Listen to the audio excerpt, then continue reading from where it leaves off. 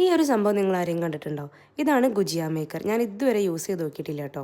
ഇത് ഹൗസ് വാമിങ്ങിന് പർച്ചേസിൻ്റെ സമയത്ത് പപ്പ വാങ്ങി വെച്ചിട്ടുള്ളതായിരുന്നു. ഞാൻ ഇതുവരെ യൂസ് ചെയ്തിട്ടില്ല.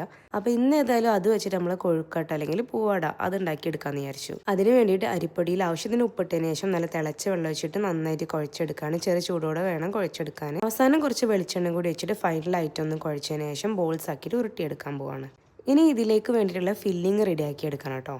അപ്പോൾ ഫില്ലിങ് റെഡിയാക്കാൻ ഞാൻ ഏറ്റവും സിമ്പിളായിട്ടുള്ള ഫില്ലിങ് ആട്ടോ ഉണ്ടാക്കുന്നത്. അതിന് വേണ്ടിയിട്ട് ഞാൻ ഒരു സോസ് പാനിൽ കുറച്ച് ശർക്കര ഇട്ടിട്ടുണ്ട്. അതിലേക്ക് ആവശ്യത്തിന് വെള്ളം കൂടി വെച്ചിട്ട് ഒരു കപ്പ് വെള്ളം ഒഴിച്ചിട്ട് ഞാനൊന്ന് മെൽറ്റാക്കി എടുക്കുകയാണ്. നന്നായിട്ട് മെൽറ്റായി വന്നപ്പം 1.5 മുറി തേങ്ങ ഞാൻ അതിലേക്ക് ഇട്ട് കൊടുക്കുന്നുണ്ട് കേട്ടോ.